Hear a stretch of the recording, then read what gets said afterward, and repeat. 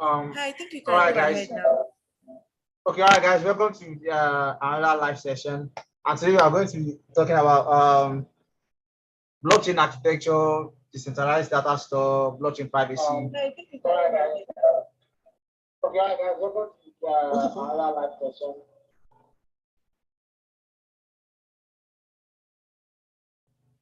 So we are going to be talking about basically decentralized data store and blockchain privacy and smart contract security.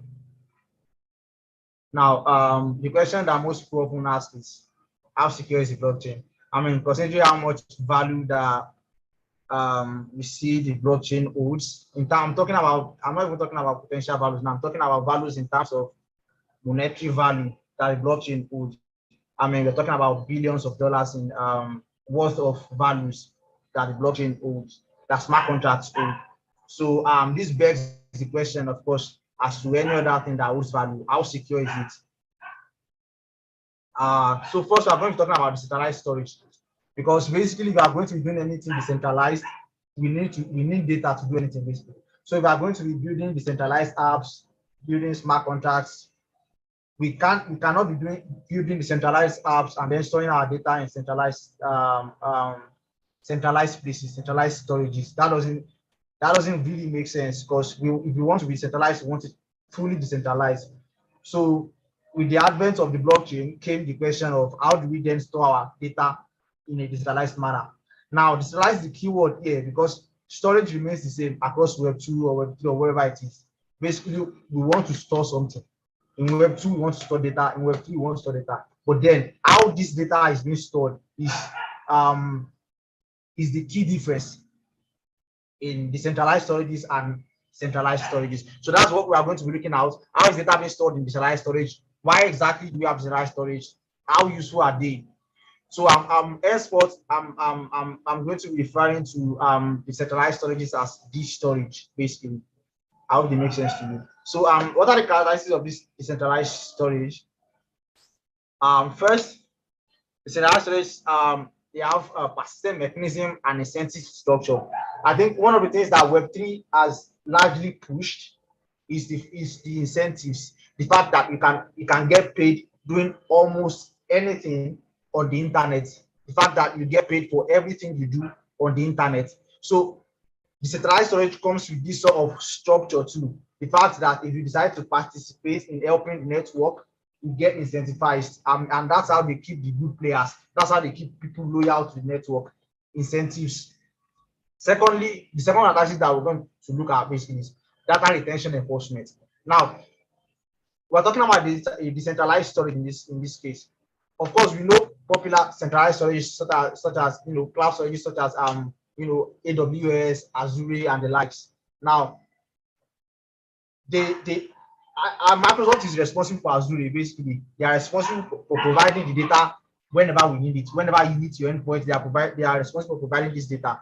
Now, in case of decentralized storage, where no one is in quotes in charge of the data, when no one is enforcing these data, how do we make sure that the data is always present when you need them? That's what data retention enforcement is. Because if I desire to participate in the network, let's say for example Filecoin or Aave, that they are a decentralized storage player.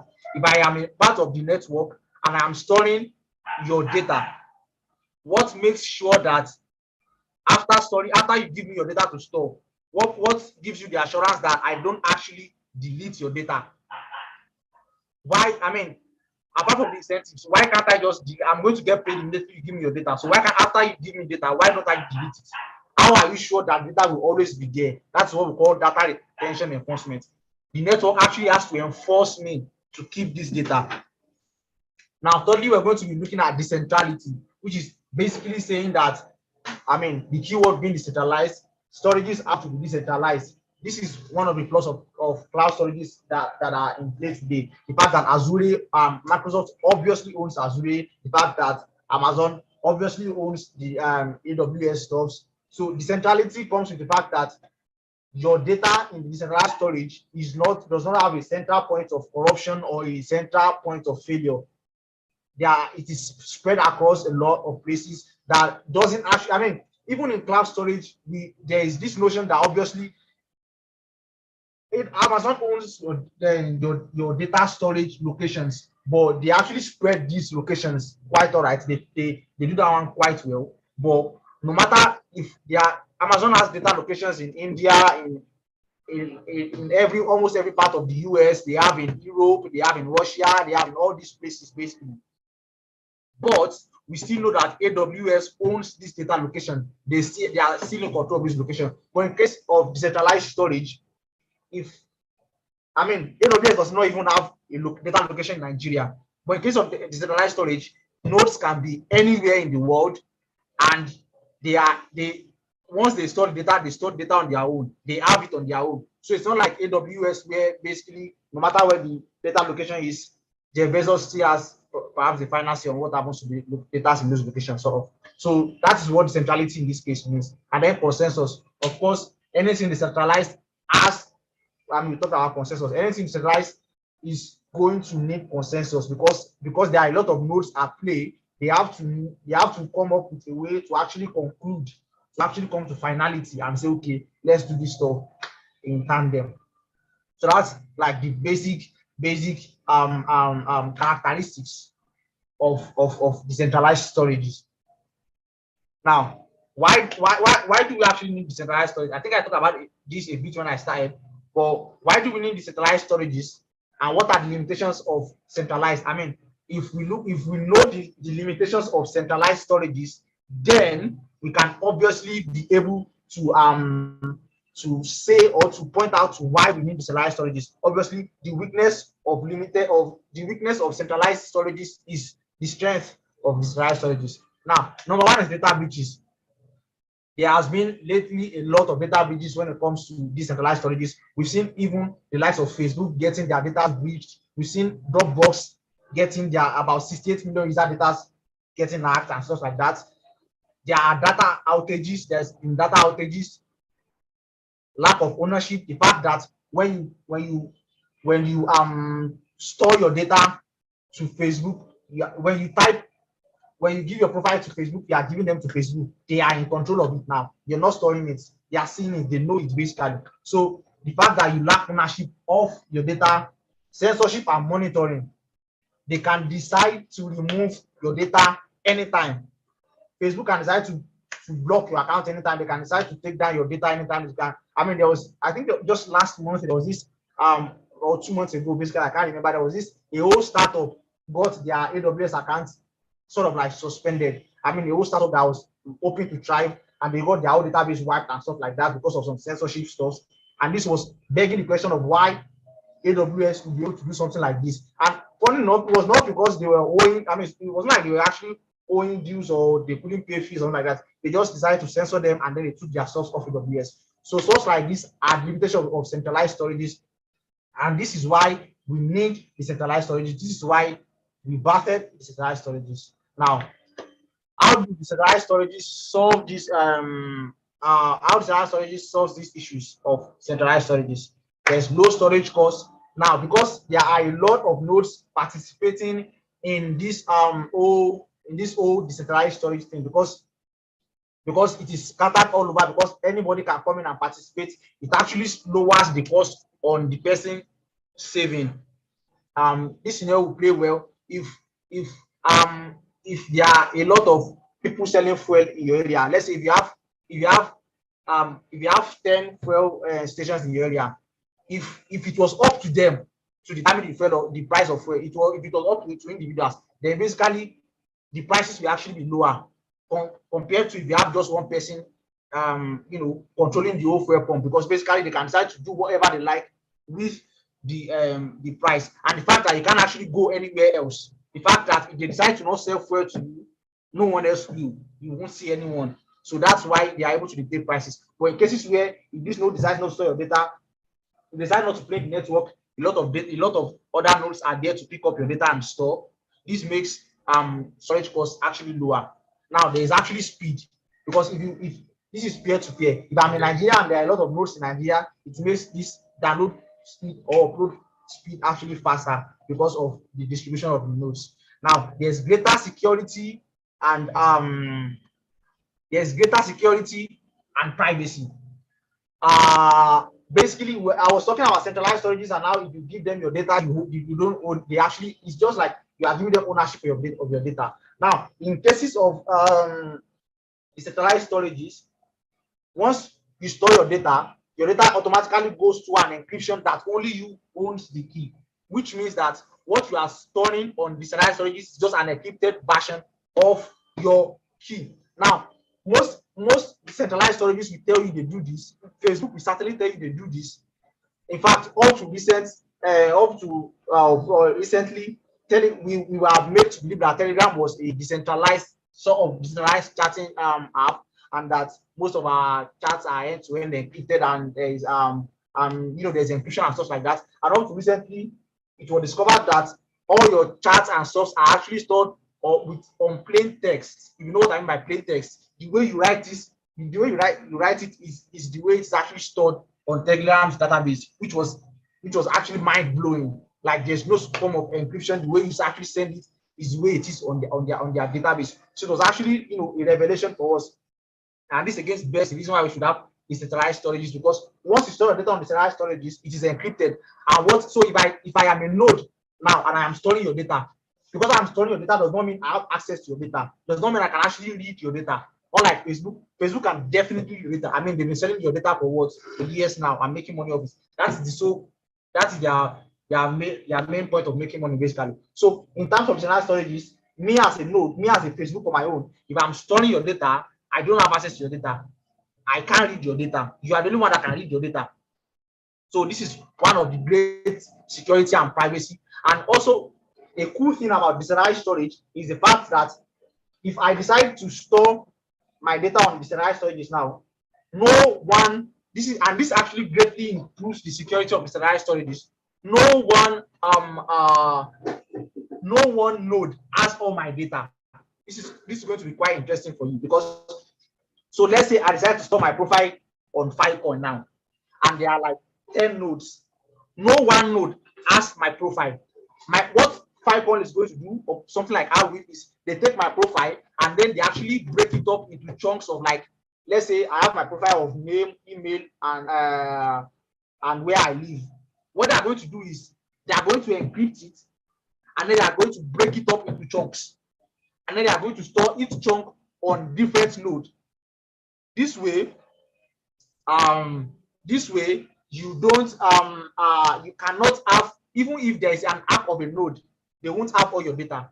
So basically, if I have Facebook, I have access to all your data. I have access to your profile, to where you live, to something like that. But in cases of these decentralized storages, if I hack your data, if I hack a node, sorry, I can't actually hack your data. So if I hack a node, I could, if I eventually succeed, which is going to be really hard, mind you. Now, if I theoretically, or what's the English for this stuff? If I am able to actually hack one of these nodes, what I might be getting is just perhaps the age. I won't get more than that, basically. So it makes it harder to work. I mean, you know how, like, in this Marvel movie, how all the Infinity Stones are actually spread across, or movies where they actually spread these stones across, because so that in order to actually get them together, it takes you quite a while and quite some amount of work. So this is probably the idea behind decentralized storages doing this. So in order for an hacker to get all your data, they have to go about killing all the nodes and hacking all the nodes and stuff like that, just like Thanos did, basically. And this is actually harder. So just so you know, so this is just the idea behind decentralized storages and breaking up your data into chunks. So it is as secure as it is. This is at the moment as secure and private as your data can be. Now, minimal file loss, obviously, because there are a lot of nodes. If there is a node outage, you see how nodes that you can query for your database. So there is minimal file loss. Unlike, of course, you can argue that in centralized cloud storages there is also minimal there's also minimal file loss because there are also checks in place such as they have big backup. Apart from backups, they have sharding, they have a lot of data locations, which they actually, to be honest, we have to give them credits for actually getting that part right to make sure that they minimalize file loss. But decentralized storage actually has some edge over them in this case. Not much, maybe we have to agree, but some edge over them in this case. Now, what are some of the players in this decentralized storage society? We have Filecoin, which owns IPFS, basically. You might have heard of Filecoin. They are very popular. They have raised a lot. I mean, their coin is trading at a very high volume. So basically, they are one of the big players. Now we have Storage, we have Swarm. These are a lot. There is Arweave too. So there's a lot of guys coming in with their own consensus and their own mechanism. So like I said, mathematicians and a lot of problems. They like coming up. They want to, like Filecoin. Filecoin is going to come in and say, okay, we want to use this sort of consensus mechanism because we believe it is safer. We want to use this sort of data retention enforcement because we think it is safer. Storage will come in with another sort of proof and mathematical stuff to back their own invention or engine. So stuff like that is why we have a lot of decentralized storages, which is actually nice for the ecosystem. Now, so that's going to complete our talk on decentralized storages for now. And what we are then going to be looking at next is the blockchain privacy. And don't mind my little joke here, which says that jokes on you, nothing is private on the blockchain. And this is as simple and as short as it is. This is basically now this is weird because as much as nothing is private on the blockchain is as open as it is. That's why it's blockchain. That's why we love it. It's very open. If you put something on the blockchain, if you are not careful enough, everybody can see it. Everybody can see it basically. If you are sending money, if you are doing anything, that's the idea, that we can all see it. It's an open book. Anyone can see what's going on. Anyone can decide to take a look and see what's going on, see who has sent the largest money today, see who has the largest money, see stuff like that. If we all had our wealth on the blockchain, no one is going to be able to hide their wealth. No one is going to be able to hide their net worth. I can look up the network of this address and stuff like that. So in a sense, someone could actually argue that the blockchain is still private because you can just see my address. You can't actually know who owns the address. So yes, that's some form of privacy. But then again, it is not private in that whole sense again. So I wrote something here which means that Ethereum is a dark forest. This means that anything you are doing on Ethereum blockchain, everyone can see it. Anything you are doing, whatever you are storing on the blockchain, anyone can access it. That's why contracts can interact with each other. And it is also the Disneyland workers. Now, because of this stuff, because imagine if, I don't know if we have developers here, but imagine if you had access to the whole code base of Amazon to AWS. Imagine if there's a GitHub repo that contains that Amazon constantly pushes their code to. So you can just wake up one morning and say, I want to study the code of AWS today. Imagine what would have before Amazon. So because of this thing, because the blockchain is open, because everything you do on the blockchain is open, there are people that can effectively make use of this but so I won't call it vulnerability, because what makes Ethereum strong is also what makes it what makes it weak is also what makes it strong, and I'm going to explain. So because it is open, an attacker can quite easily able to manipulate stuff and to their own advantage, and that is why till today we are still unable to sort of generate a truly random number on the blockchain, because there is no source of randomness, because everything on the blockchain is known, and before something can be random, there has to be an unknown event basically. So because you can't source for something unknown on the blockchain, you cannot generate a random stuff on the blockchain. And so that's why I'm saying, if AWS was, I used to say this thing that, of course, because of this stuff, because there's nothing private on the blockchain, this has led to a lot of hacks on the blockchain. We've seen, massive hacks, no doubt, like billions in hacks, billions of dollars, millions of almost every month you see hacks. Once we hear of, once we don't hear of, every 2 months we see, and you don't see, we are not talking about thousands, we're talking about millions. $20 million, you see $20 million, 3 and something million, 10 million, 5 million hacks. Almost every week in, week out, we see that. You understand? Now, if AWS if Amazon was half as exposed as Ethereum is, AWS would have ceased to exist. I'm going to say this anyway. If AWS was half as exposed as it is, if AWS can post their their source code to the blog to GitHub repo and let anyone take a look, I'm telling you, in a matter of a week, AWS will cease to exist. It will be corrupted in less than a week. I'm telling you, because obviously, ultimately, you have people that are outside the ecosystem are smarter than people that are in the ecosystem. Of course, we know of Vitalik Buterin, who actually co-founded Ethereum. But do you think Vitalik is like the smartest programmer or the smartest mathematician there is? There are people, there are constant people that are black hat hackers, and what they do is looking for vulnerability. And Ethereum being open gives them an upper hand. So imagine something like AWS being open.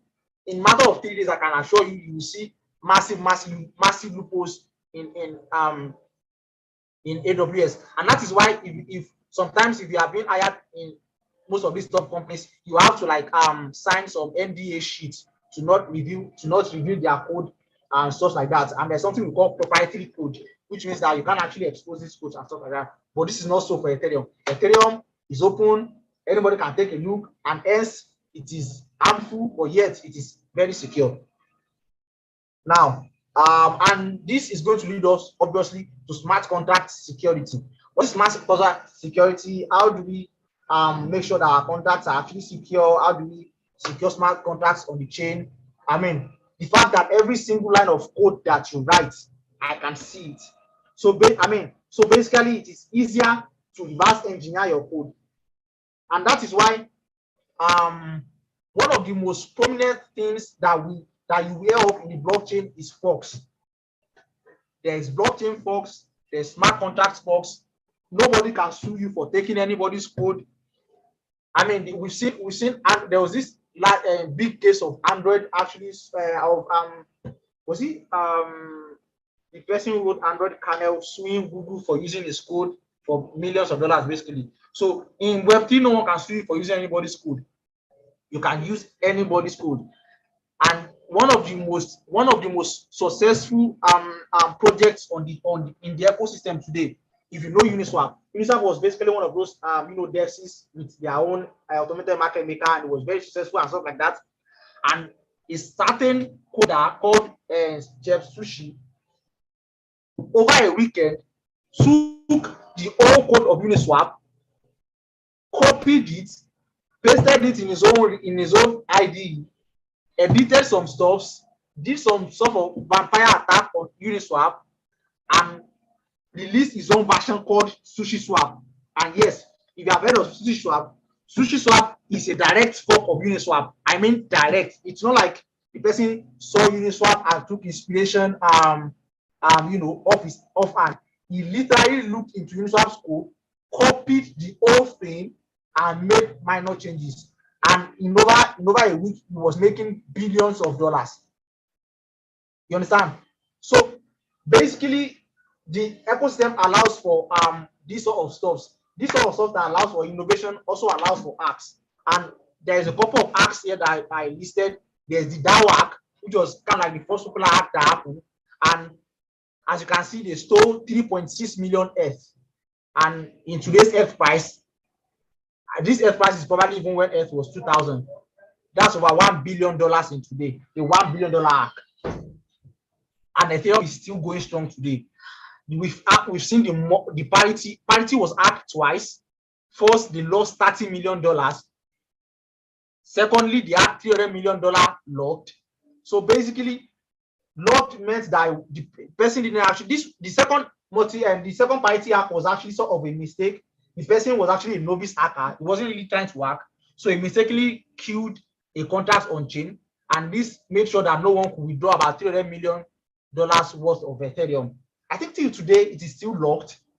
They still don't know what to do, because for the first hack, the DAO hack, after 3.6 million ETH was hacked, what the people had, they had, I mean, we are talking about $1 billion in ETH. They stole 15% of ETH total supply at that time.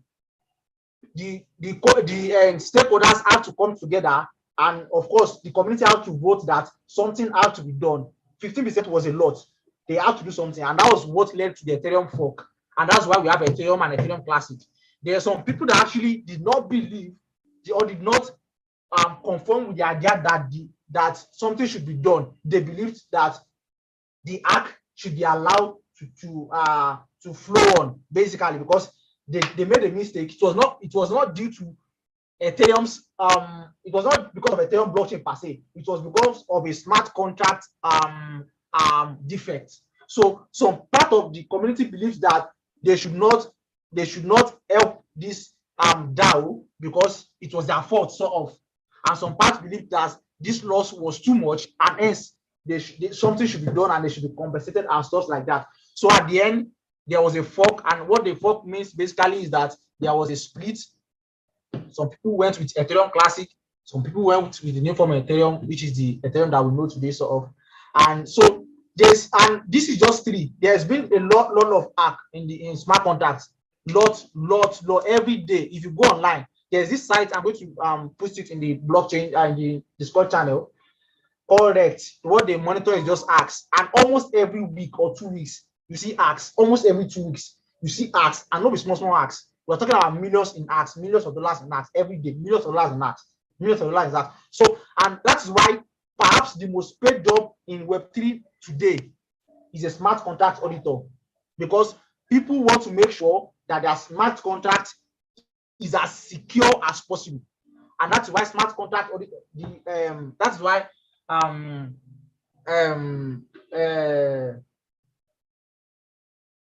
request for smart contract auditors is on the rise, because people want people that can actually audit their smart contracts and make sure that they keep an eye on all the loopholes and stuff like that. Now, there are a lot of ways to actually prevent your smart contract from being hacked. Write defensive code. If you are a coder here, you probably know what I mean by defensive code. If you are not, what defensive code means is that in all your codes, in all your lines, you should make sure you are defensive. That is, before you actually give, you should make sure you take, sort of.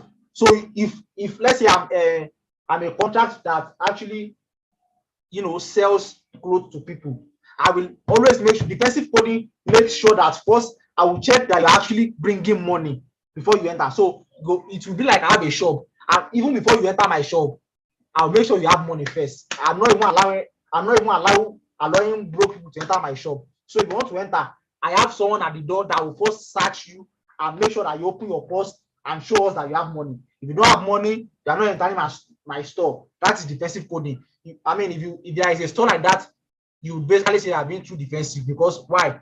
What if I want to do window shopping or stuff like that? Understand? But defensive coding makes sure that if I even come into my store or my contract at all, you have money. Secondly, after you have entered the store and you have pointed to the stuff you want to buy, you told me what you want to buy, I will go and bring it, but I will still hold it.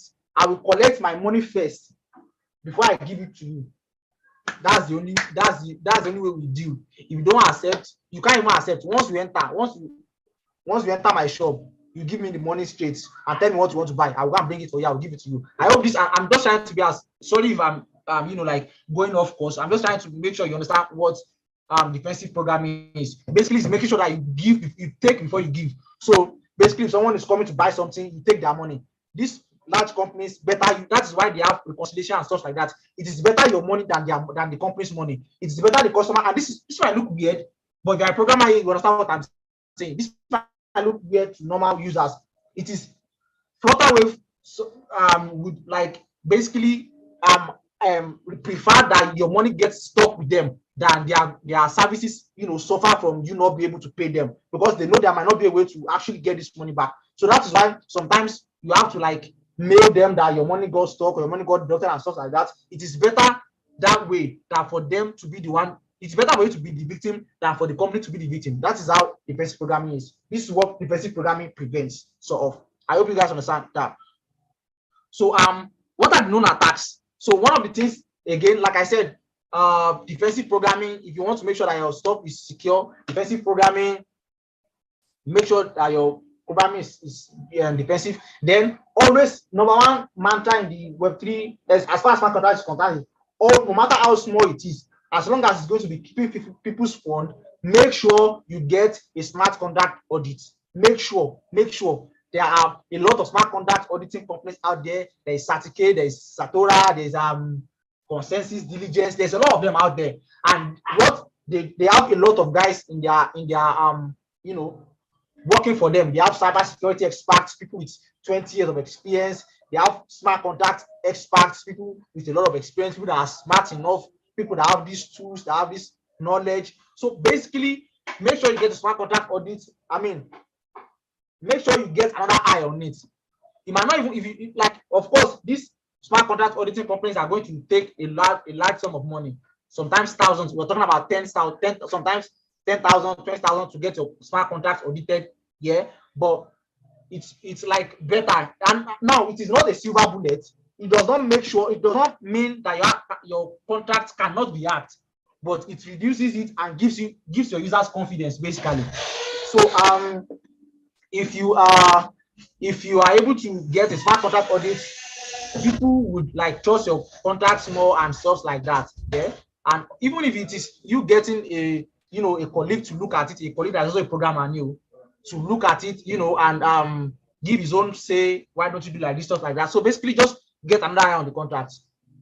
Now there's also something called known attacks. There is a documentation of known attacks where the blockchain already knows. I mean, like I said, we've seen massive attacks, lots of attacks.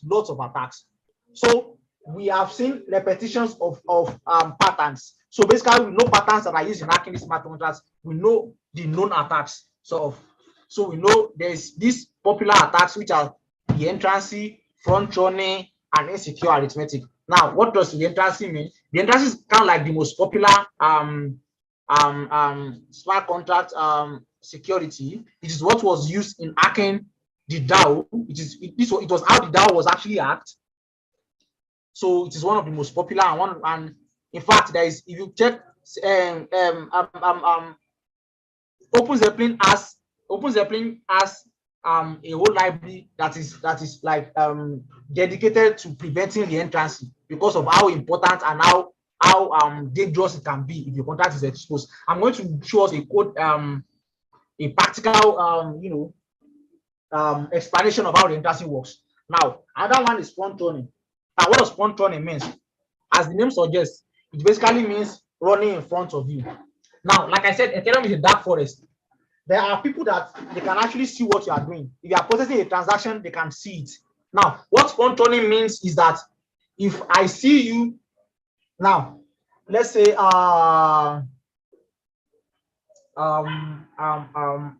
let's say you want to buy now, because this is going to be a bit complicated, but I implore you to just like follow me. Now, there's something called automated market makers. This means that prices of tokens will depend on how much activity they have, basically, how much they are being bought. If a token is, if there is constant activity on the token and people are buying, the token price will keep rising. Now, let's say you see a token price at $10, and you look at it as a sweet deal and you want to buy. So let's say you want to buy $10,000 worth of this token. Now you process your transaction. Your transaction is sent to the mempool. There are something that we call flash bots or miners. Basically, miners run this flash bot. They see your transaction, that your transaction is trying to buy $10,000 worth of this token. What they will do is that they will then copy your own transaction, copy exactly what you are trying to do, send the transaction on their own too. Now that will make two transactions in the mempool that is trying to buy this token. But then you can also say that, of course, you sent your own transaction before them. Now, this is where front running comes in. They are going to try to front run your transaction by making sure that their transaction executes before your transaction. Now, how do they do this? They do this by making sure that they send a higher gas fee than your own transaction. So if you are sending whatever gas fee you are sending as the gas fee for your transaction, if I come in with the transaction and I put in a higher gas fee, my transaction is going to get processed before your transaction, and hence, now this is what is going to happen. Because my transaction gets processed, because I am sending a higher gas fee, my transaction is going to get processed before your transaction. This is basically how the blockchain works. This is how miner prioritizes transactions. They order transactions based on gas fees. So no matter what you are trying to do, no matter how large it is, if your gas fee is smaller than my own is going to like be executed before yours. Now, in case of these two transactions that I was talking about, if my own transaction is executed before your transaction, this would mean that, so I might even decide to buy, so if I decide to buy 10,000 worth of that token before you, mind you, your own transaction is also going to execute immediately after my transaction. Now, because my transaction executes first, immediately my transaction executes and I'm able to buy 10,000 worth of this token, the prices of this token are going to spike up. So something that you saw at $10, because I bought $10,000, which is much of that token, the prices might increase drastically to about $15 or $12 worth. Let's just say $12. Now, this means that what you are supposed to be able to purchase at $10, now that my contract has executed before yours, you will only be able to purchase it for some you will only be able to purchase it for some $1,000 lesser, because now your own transaction will execute in the context that the price of the token is now $12, because my transaction has already pushed the prices of the token up. I really hope you guys are following this analogy. If you are lost, just ask your question in the comment box, basically. So because of this, you are going to sort of trade at a loss. Now, you might not trade at a loss at that point, because okay, now you are buying the token at $12. So before you are calculating that you should get 100 of those tokens, now you might be getting about 92 of those tokens. Now, immediately this happens, after this whole transaction has been done, I can then decide to now sell these tokens, because mind you, I bought these tokens for $10. Now I can then sell them for $12, and because I'm selling, the prices will drop again back to $10, and I've made my profit. So that is basically how front running works. It is certainly a bit more technical than this, but on the surface, this is exactly how it works. If you don't understand, I really wish to, you can just ask a question in the comment box and I'll try to answer it. Now, so we've talked about reentrancy, we talked about front running, and now insecure arithmetic. What insecure arithmetic basically means is, Solidity is a very weird language. I'm going to tell you that. If you've been reading about Solidity, you should have come across this. Solidity does not play with decimals, and the first versions of Solidity that was released, they didn't play well with arithmetics. Now, what this means is there is this concept that I've forgotten the name. Sorry, I think the odometer concept or something like that. It was the fact that in the context of Solidity, now just follow me. In the context of Solidity, if let's say 9 was the maximum number in Solidity, now if you add 1 to 9 in Solidity, instead of it to become 10, it will become 0, and this is what we know as the overflow arithmetic error. So Solidity does not handle arithmetic errors well in this case. So if 9 was the highest value, if you carry out a transaction that adds 1 to 9, I know it is weird. You don't even have to understand it. It is just weird. It's not supposed to be so. If you are familiar with Python or something like that, it's not supposed to be so. But like I said again, Solidity is weird. So this first version of Solidity, if you add 1 to 9, it will be, instead of it to become 10, it will become 0 if 9 was the maximum value. Now, there's something called underflow value again, which means that if 1 was the lowest value, if you minus 1, now this is the weirdest, yeah? If you minus 1, instead of it to become 0, it will become 9. This is what we know as the underflow. So it is really, really weird, but it's just how Solidity works. So since devs have to actually take extra care, and that's why some Solidity code is something that they known as safe math. Safe math is basically we will check to make sure that there is no underflow or overflow error. But in the latest versions of Solidity 0.8.0, basically these stuff have been fixed, and now you can do your arithmetic with with a bit of rest of mind, basically. So yeah, I said I was going to explain the reentrancy with code just to make us understand. We are basically now at the end of the class.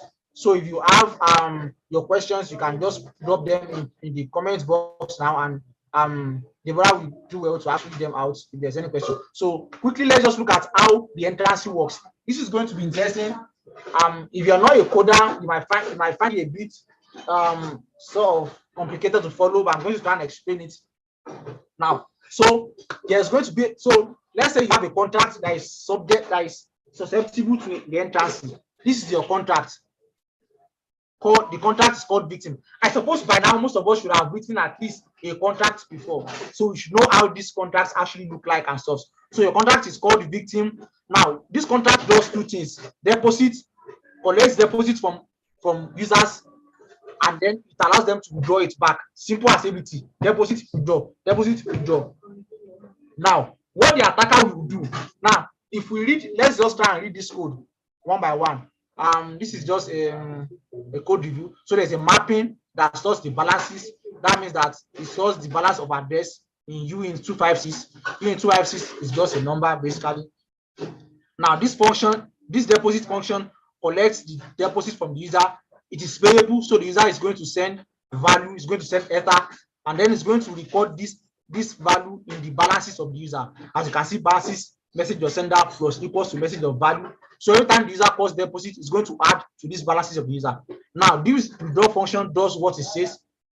It transfers the value, it transfers all the balances of the user to the user, and then it resets the balances of the user to 0. Now this is where the vulnerability comes in, because balances is being reset to 0 at the end of this contract. Now, like I said, contracts can call each other. It is open. Unlike APIs where you have to have contract, you have to have API keys and stuff, and you can't see APIs and stuff. Contract, any contract on the blockchain, you can call it any contract at all. Any contract at all. Now, this is what the attacker is going to do. The attacker is going to create a contract to attack your contract.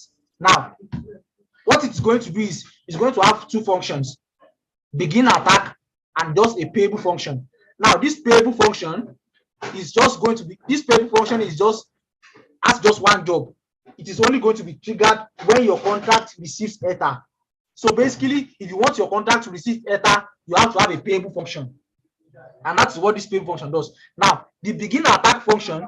So I really hope that I'm not fumbling this up and you guys are understanding this. So, and this, what the user is going to do is, this attacker is going to do is going to call this attacker contract begin attack. So okay, sorry, there's even a stuff here we can actually follow. So attacker's contract is going to call attacker.begin attack with one F. So it's going to call deposit. So this begin attack, in the begin attack function, it calls your contract address. You see, victim. It's going to call your contract address and deposit one ether. Of course, that is normal. You want them to be able to deposit, and the attacker is going to act like a normal person at first. What does he do? Deposit one ether. Your contract is happy. You are happy that your contract is making money. In the second line, it's going to call the withdraw function. Now, this is where it gets tricky. Once the attacker calls the withdraw function, your own contract's withdraw function is going to kick in. And what it does is your function calls the attacker's contract. As you can see, it is called message.sender.call. Now, note that message.sender is always the person calling your contract. In this case, message.sender is the attacker's contract. Now, this is where it gets interesting. Once your contract then calls this contract, the attacker's contract payable function is going to kick in. Now, like I said, so because basically what a withdraw function does is, once it is called, it is going to send ether to the caller. That is basically what it's supposed to do, provided that it's going to get the balance of the sender, of the person that is calling the contract. If the person has balance, remember that this attacker already sent 1/8, so the attacker has a balance in your contract quite well. So it's going to decide to then send the amount the attacker deposited back to the attacker. But because in the attacker's contract, if the attacker's contract receives ether, this line of code is going to come in. This if statement is going to kick in. Now, what this if statement does is it is going to call your contract again. This is going to be weird. So now you are going to have to follow this contract pretty well. Now, so attacker, if you come back to this this outline stuff here, attacker begin attack, deposit 1 into the victim.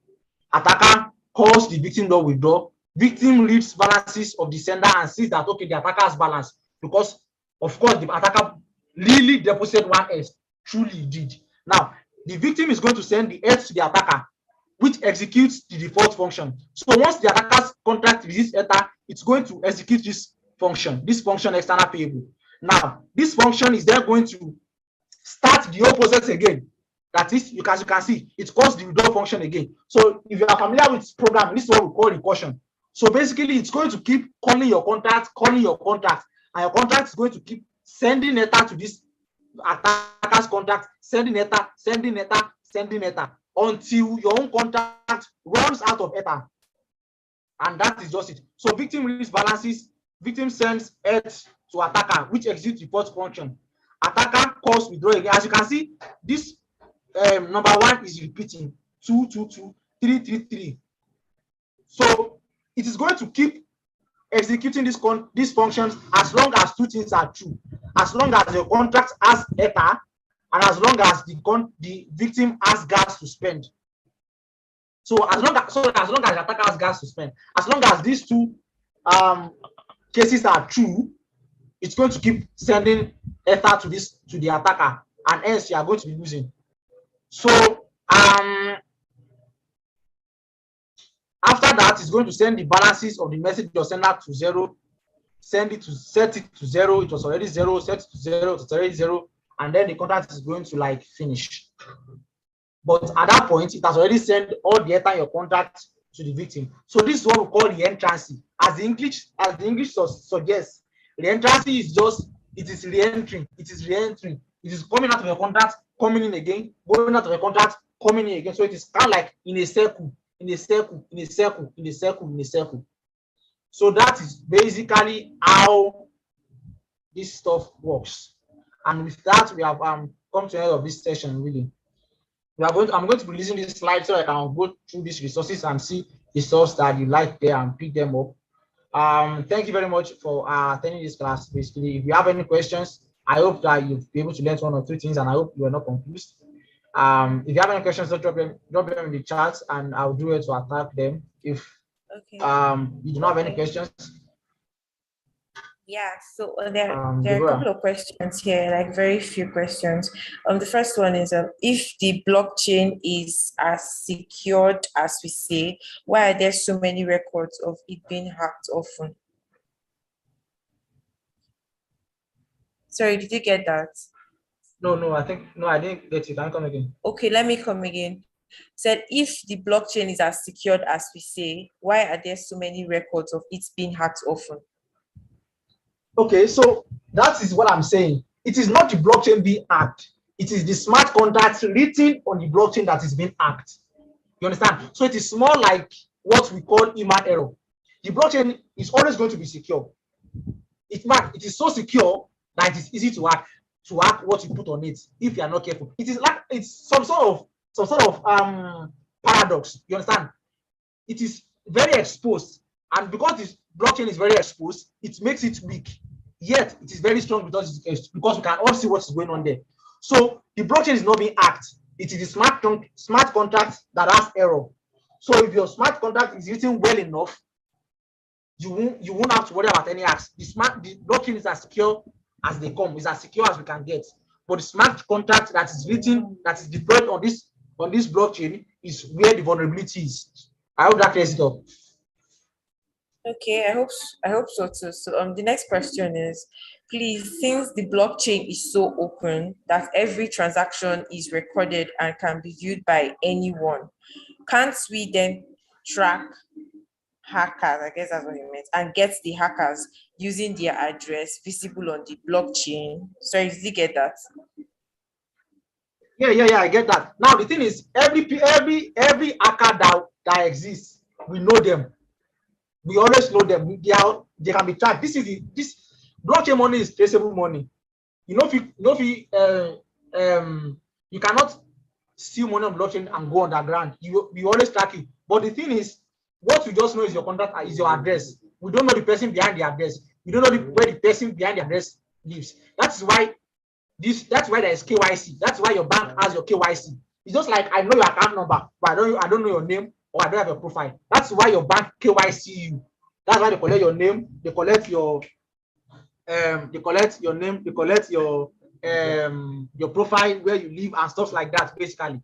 So yes, we know these attackers. Yes, we can track their we can track their address. In fact, hackers can also flag their address. So most of these contact addresses, most of these hackers address, if you go on hacker scan, you will see a red label that says this account is suspected of fraud or something like that. But they don't even have the person with the behind, because it is that secure, so it is that private sort of. So we can know the address, but we can't know the person behind it. I hope that's sort of like Okay. yes.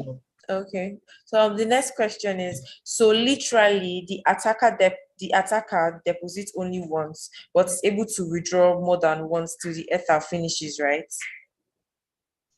Yes. Okay. If your contact has Yeah. okay, sorry, let me just explain. If your contact has 0 ETH and the attacker was the first to deposit, that would basically mean that the attacker will only be able to withdraw 1 ETH, because after that first call, your contract will be empty. You understand? But if, let's say, multiple people has deposited and you have like 1,000 ETH, that means that the attacker will keep on, the contract will keep on giving the attacker ETH until the attacker either runs out of gas or your contract runs out of ether. Okay, thank you. So I think the last question here, second to the last. As regards the decentralized storage of data on nodes, I would like to know if the data is replicated on multiple nodes. Also, if a node is compromised, is one's data totally lost? To be honest, I don't know. I don't know if this person actually started the class, because it would basically mean that that I've not been audible, I've not communicated enough for you. I will not actually this thing. I basically said this stuff that if I mean, when I was talking about the security of decentralized storage, that's why I said that the fact that if one node is out, you can actually create another node to get your storage.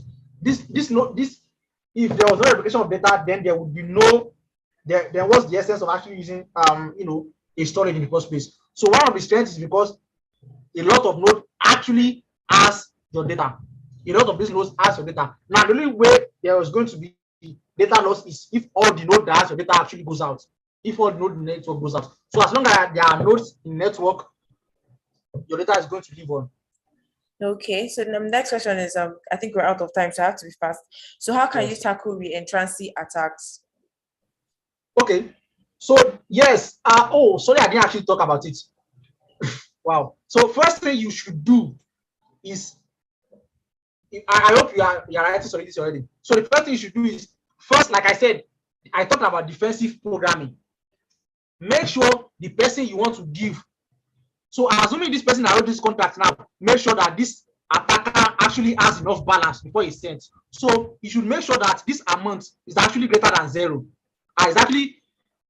Sorry, what am I saying? You should actually make sure that the attackers and the attacker is the attacker's balance is greater than 0, basically. Yeah. So once you want to transfer, before you transfer, I'm sorry, I'm mumbling. I said something about taking before you give. Make sure that you reset the attacker's balance before you give him the value.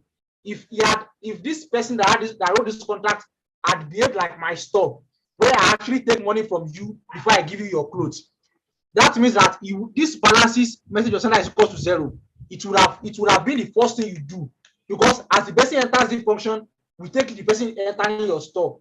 So you take the person's money by setting the person's balance to 0, and then you transfer the person's balance to him. So this will make sure that if the person recalls your contract, then the balance of the attacker will be 0 already. Let me try to explain again slowly this time. I think I was quite fumbled up.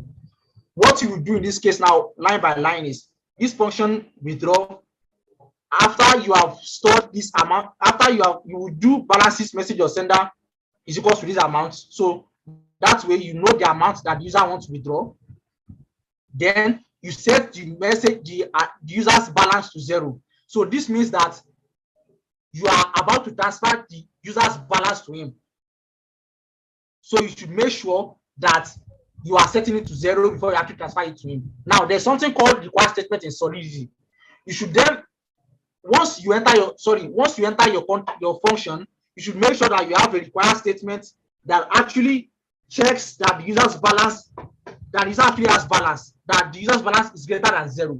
You understand? So if you have put a require statement, I really wish I could type now so that you understand, but I don't have any typing stuff open.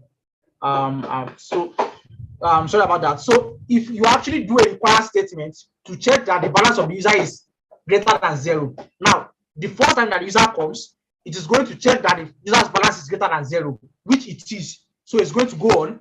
It is going to go on to set amount is equal to balances of the user. It is then going to go on to set the balances of the message.sender to equals to 0. It is then going to go on to do message.sender.call.value, which means you are going to send the amount to the user. Now, once you send this amount to the user is going to maliciously try to call your contact again. But because you have a require statement and you already set the user's balance to 0, the require statement is going to do a require assertion to make sure that the user's account balance is greater than 0. But because you already set it to 0, it is going to fail. Hence, it's not going to go on. I hope that really answers your question. If it does not, you can tag me on Discuss and let's chat about it more. But I hope I think it should do me. Yeah. Okay, I think we've come to the end. I think we're past time by 5 minutes. So yeah, so it was a great session. A lot of students gave nice feedback. They kept saying they wish they could give you a standing ovation. So yeah, so I thought I'd point that out because I know you can see the comments. Guys. Thank you, guys. Yeah, so I think we've come to the end of the. Yeah, I think you have come to the end. Yeah, thank you very much for attending this session. I hope you guys are learning a lot in this program and keep researching and stuff like that. Bye. Okay. All right. Good night, everyone. Bye.